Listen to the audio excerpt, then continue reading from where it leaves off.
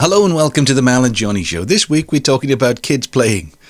Kids playing nowadays and kids playing in the old days as well. Johnny, it's been a busy couple of weeks for you, isn't it, with the school holidays, looking after the grandchildren? Yeah, well, I got 4 of them, ranging from 4, 5, 6, and 7. Right. So it's like herding cats, but they're great kids. They're great kids. I mean, and what sort of things have you done with them, just to give us some ideas? Well, I take them down the beach and they swim in the sea with me. They came yesterday and they played on their own. They were out on the balcony. They put everything up, made themselves a little area that they thought was like a school. One was playing a school teacher. So they were playing amongst themselves, which is rather good these days. Yeah.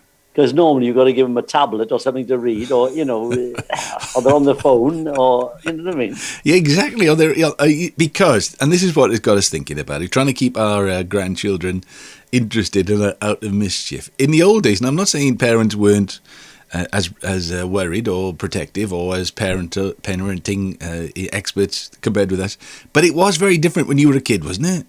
Oh, it was very different. We didn't have phones for a start. I mean, that was we didn't have phones until I was in my 30s or 40s. Never mind when I was a kid. But no, the thing is, I don't know if you think this is right. I don't think there's any more kids getting abducted now than ever before. Mm-hmm. It's just that we know if somebody sneezes in Afghanistan. Do you know what I mean? Mm-hmm. There's so much news out there.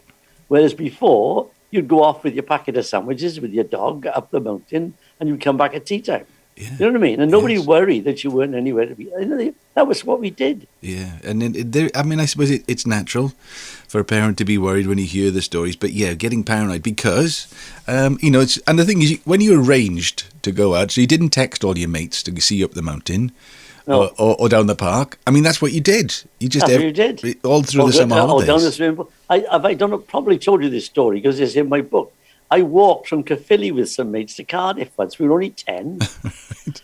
And this kid said to me, let's go to Cardiff. I said, where is he? He pointed, he says, over there, over the mountain, right? So we walk the whole 7 miles. We didn't tell the parents, okay? No. And we get Tedraw Road, which is miles. It's in the middle of Cardiff, the big beautiful houses, and there's a big playing field now. He said, oh, that's the house. It's my granny's over there. He said, we'll go and knock on the door now. I said, no, you're joking. It's not your granny's house. Turned out it was his mother's boyfriend's mother's house. So he knocked on the door, and his woman came and looked at us like this, and she had little pince-nez glasses on the end of her nose, and she said, who is it? And this kid said his name. She said, oh, it's Peg's boys, is it? Now, Peg was this woman I knew in my stake, right, which I'd written about in my book. And she said, come inside, she said, and she gave us tea and some sandwiches and then some money to get the train home. Really? And when I got back home, my old man played hell. He said, your grandfather's been here all day waiting for you, and he's gone now. Where have you been? I said, I went to Cardiff. God. But we didn't think anything of it. We'd go out, as you say, up the mountain with the kids or down the swimming pool, and we came back tea time, Yeah, yeah. And the things you used to do, because it wasn't like going to a play centre or a leisure centre or organised games. You just used to make it up. You used to... Yeah. You used to make your own... Cowboys and Indians. Cowboys and Indians, yeah. We're making dens. We make dens. What? Oh, right, if people don't understand what making a den is, what's making a den, Johnny Tudor? Well, we had all sorts of dens. There was one in my stag when I lived as a kid, and it was an old ironworks, so it was derelict. Mm. And there were all these, I don't know what they were really. I think they were probably let the fumes out. There were tunnels, right, underground, these things. And we used to store all our bonfire stuff down there. And we were down these tunnels. It was a terrible place. It was all dripping waters. And then we'd have like a tree house or something. Right. Or I remember one house we made. We found some more. I think it was asbestos. We didn't know anything about it. Yeah. Sheeting, and we made like a little hut with it. Yeah, yeah. And then we dug a little holes to get in, so nobody else could get in, only us.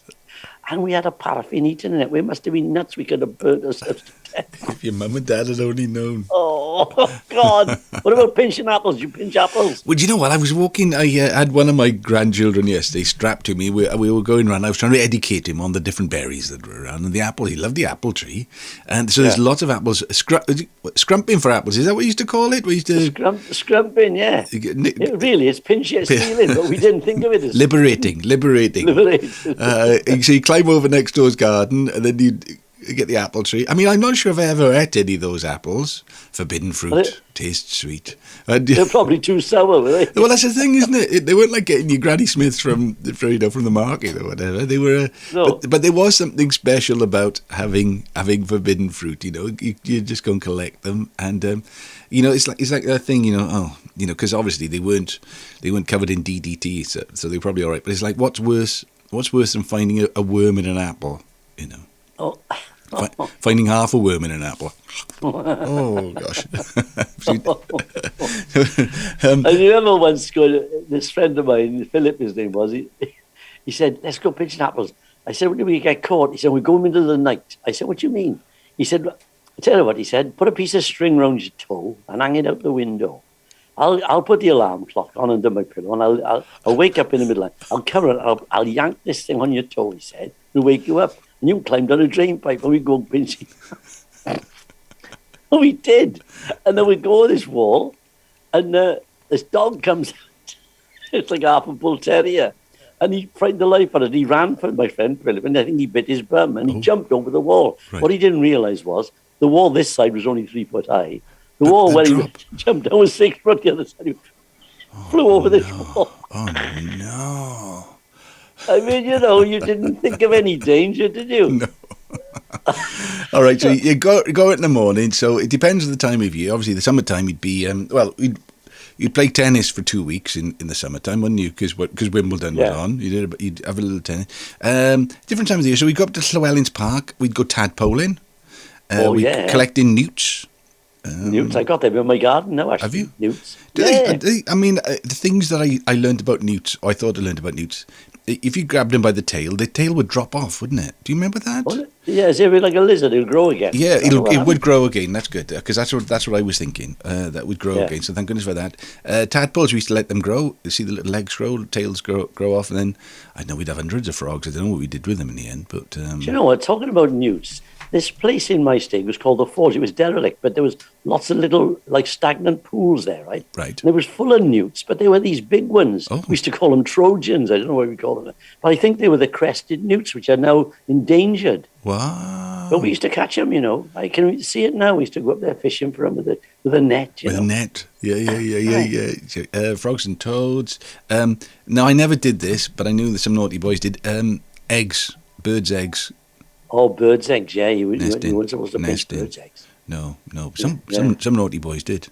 We weren't. They did, and they would blow them. They'd put a little hole in one end, and they blow it and blow all the interior out. Yeah. So it left a hollow shell, but it looked like it had to be broken. Yeah. Okay. Now then, like a typical day then. So summer holidays. Did they have kids' TV? No, you'd gone. Well, actually, me too. On a Saturday, I used to go to the Manor in Manston. Oh, the kids' matinee. Yeah. But we used to go in the morning, Saturday morning film club. Saturday morning pictures. Yeah. What used to? When my old man had a pub, we were next door to a cinema, which was quite handy for me. Yeah. And we used to go in and watch things like, it was Superman and Batman and all this kind of stuff. Yeah. Hopalong Cassidy. There was always I always remember westerns. You always used to westerns. Hopalong Cassidy. Hopalong Cassidy, which is very much Tex Ritter. And Roy Rogers and Trigger. And then there'd be cartoons. Showing my age. Oh, it'd be great. They'd have some cartoons then as well. Oh, and then I think we used to have a club. So I think there used to be a man who was like, not DJ it, but have competitions and balloons and stuff like that as well. Maybe there's a Saturday morning club. Was a thing called the Mickey Mouse Club. Something strikes me, the Mickey Mouse Club. I'm not sure. Yeah. But that was the big thing, going to the Saturday day pictures. Yeah. Maybe have some money to buy some sweets as well. So, and we go on our own, with our mates. So we'd only be young, but no, you wouldn't send a kid on his own to the pictures, would you? Yeah.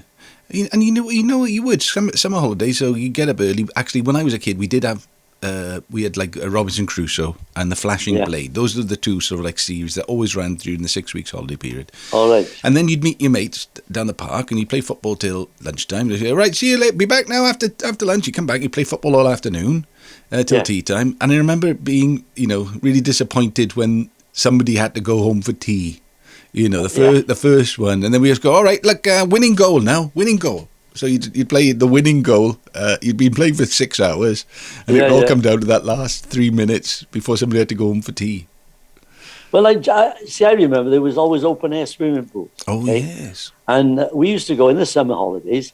First thing, we'd be down there 10 o'clock in the morning, and we'd perhaps take a packet of sandwiches, and we'd stay there till 5 o'clock. Mm. And we'd be in and out of the water. We didn't care what the weather was like. Even if it rained, we'd still go. Yeah. And we'd be flirting with the girls, of course. Of course. Of course. Jumping in the water. Bombing. And we'd bombing, jumping off the...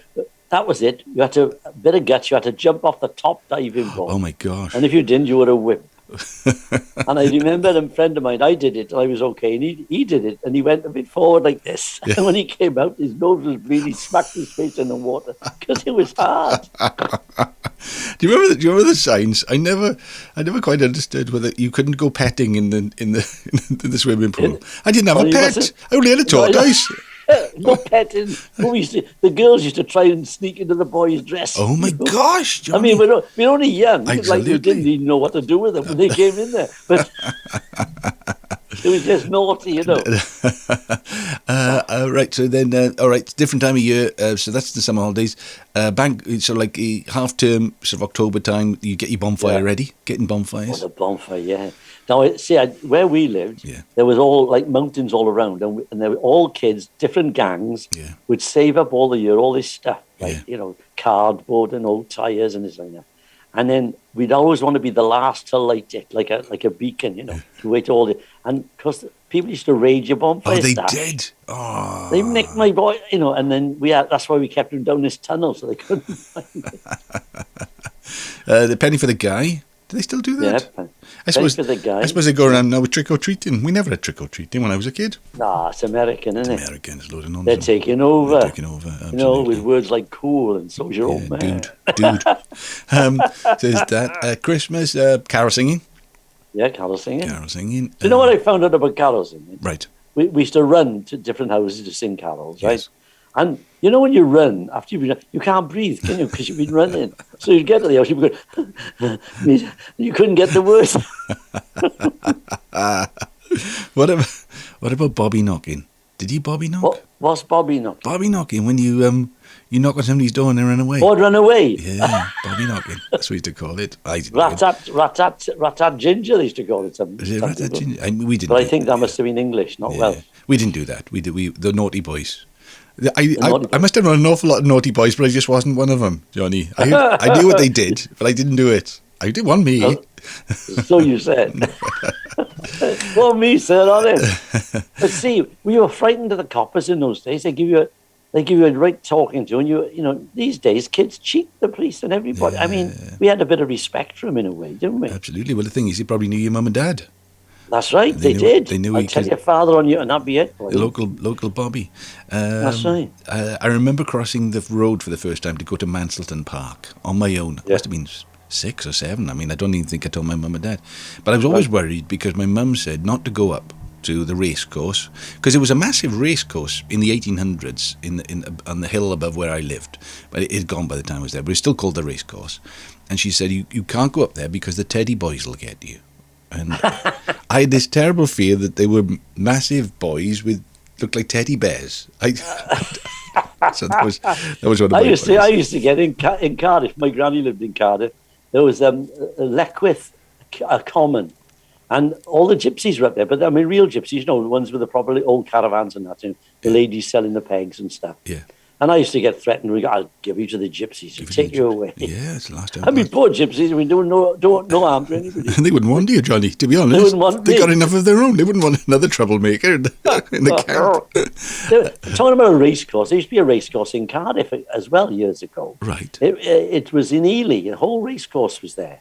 And my grandfather, when he was little, I'm talking about, must be 100 years ago, his grandfather was a bookie and he used to go with him and take in the bets on the field. Wow. It's all houses then. No, there's no race course. Yeah. Well, they used to have big, not stadiums, big stanchions. So they could, people. They had like 2,000 or 3,000 people on a bank holiday. Yeah. And all the tic-tac men. Yeah. In fact, the Mansleton Hotel, which is a lovely pub, it was built for the jockeys to come and stay. Apparently. Was it? Yes. Kids, then are they any happier? Do you think? I suppose parents, we are. as you say, we're very much more aware of things that could go wrong now. Blame culture. I'm worried. I mean, of course, I'm not going to complain because the last thing you want is for your kids to be hurt, your children to be hurt. But, they've lost their freedom, though, haven't they? That's the thing. They haven't got the freedom we had, you know. Wanted to climb a tree, you climbed a tree. Yeah. If you fell over, you hurt yourself. So what? You go home to your mother, cut my leg, man. Yeah. But no, everything's too safe. Yeah, and it leads to things like, they do say there are more people with asthma these days because everything's so sanitised. My grandma used to say you eat a pound of dirt before you die. Listen, you take farmers' kids who are in all the muck, they don't get anything wrong with them. No. And gypsy kids, they run around all the dirt and the muck because you become immune to stuff when you're amongst it. But otherwise, you're not. Your body has to fight it.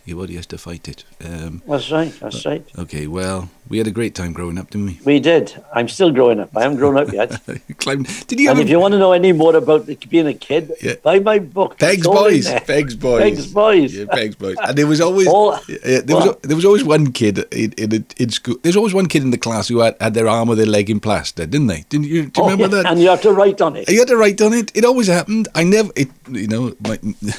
Still got time, I suppose, but it never happened to me in school having that badge of honour, a broken arm or a broken leg, usually from falling from a tree. So maybe these days parents know better than we did. But there was a kid sitting next to me. He had the smelliest daps I've ever smelt in my life, and I couldn't get away from him. He was on my next desk. I said, "Don't you ever wash those daps?" And we'd fall in the river. Do you ever do that? Fall in the river. And then you'd take your socks off and you'd smack them on a rock so your mother wouldn't know you'd been in the water. And the other thing just about daps in school, we used to have a gym shoe bag. So every year, that's right, yeah. You'd have a pair of gym shoes from the bag, and somebody else had worn them loads of times. Black ones with little black ones, yeah. Not very pretty. No. Totally effective. Right then, so Peg's Boys, it's still available to buy online. Yeah, it's still selling, I noticed last week it went up because I go on Amazon to look at the graph and that. Yeah. It went up a couple of times last week. Fantastic. And the Dorothy Squires book went up. My heart is bleeding, so perhaps somebody's stalking me. Who knows? Yeah. These podcasts are working. Just needed to turn into record sales now, Johnny. We'll both be happy. That's right. Yeah, sell your record, sell my book. We can retire. And one last thing, how are the preparations going for the gig? Oh, very good. I've finished the tape. The tape's all in order now. It's all the right levels. Right, great. So we got a couple of weeks yet, so we'll start rehearsing it probably next week. When the kids come back to school, you can get your life back. That's right. I can't wait. All right, it's old memories and old school days and being out in the fields for hours and hours from me, and it's hours and hours of me being out in the fields as well. And falling in the river. Wet socks and all, me and Johnny Tudor. See you soon. That's right. Ta-da, mate. See you next week.